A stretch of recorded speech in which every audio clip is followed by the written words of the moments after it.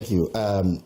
Both Prof and Kofi and Mr. Yes. Bentel say that the directive is not clear, but trust me, this directive is as clear as crystal. Please, let me when I said I'm looking at the import. The import. Ultimately, on where all of this. Yes. So that's what I meant. Okay. If you read the Foreign Exchange Act 2006, it is clear that nobody is allowed to trade in or to trade with any other currency. You can't price, you can't receipt, you can't do anything in any other currency apart from the Ghana cedi.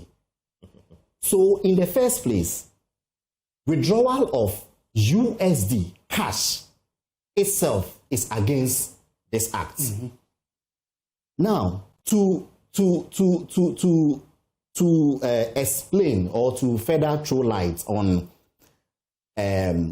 Prof was saying that imports will pick up and then people will need dollar and all those things. There are generally two kinds of forex: the offshore and the onshore.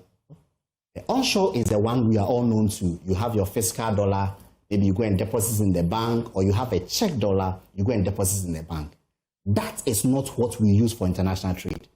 So, to be very clear, you don't need physical dollars. You don't need any form of dollar to engage in international trade. So the penchant, the onshore dollar, the penchant for us to sort of get hold of dollars, get hold of other foreign currencies for international trade is actually born out of our experiences with the cedi. Over the 60 years of the cedi, it hasn't been stable, let's all admit. So people have developed affinity for keeping or storing their money or keeping the value of their money in foreign currency. It has nothing to do with international trade because you don't need physical dollars or any form of dollar to be able to trade. To be able to trade. All you need is the offshore dollar. And let me come there. You see, the offshore dollar we generate by means of, let's say, exports and official GOG activities. When we export cocoa, we get dollar, which is not fiscal. It credits you mentioned the nostro, and it credits our accounts. When a bank sponsors a client who does exports, the bank receives the exports. Those are all offshore dollars. Those are the dollars we use for international trade. Yes. So, going in to a bank to go and withdraw huge sums of dollars is unnecessary. You don't need any currency to engage in international trade than the Ghana cedi.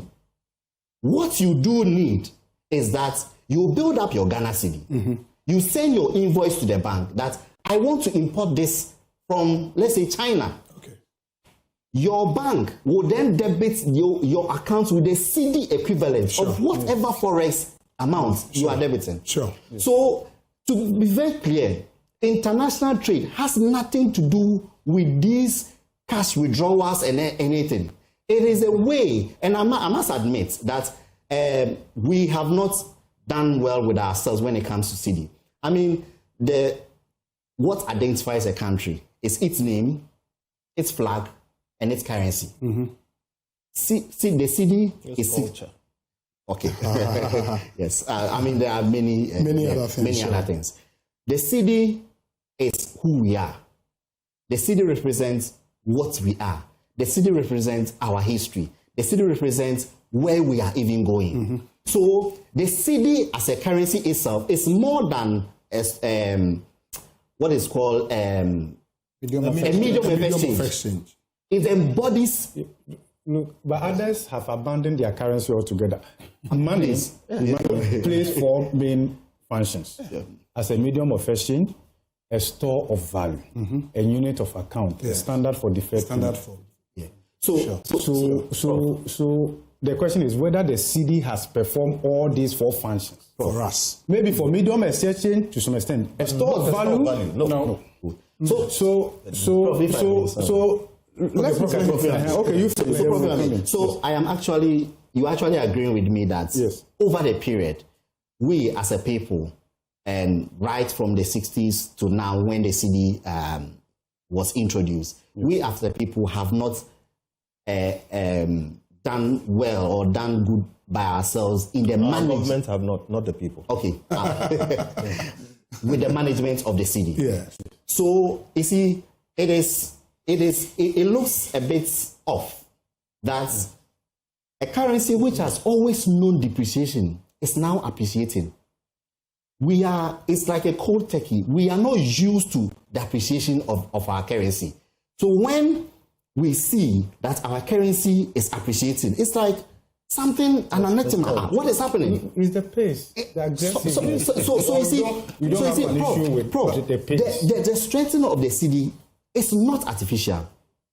The current one? The current one, it's not artificial. It has to do with real sector interventions that was made by the government. Interventions are artificial. No, interventions are policies which are done to drive a result. Okay. So I mentioned, I mean, we've spoken, I won't belate the gold board intervention. Yes. I won't belate the fiscal consolidation. But these are real sector interventions.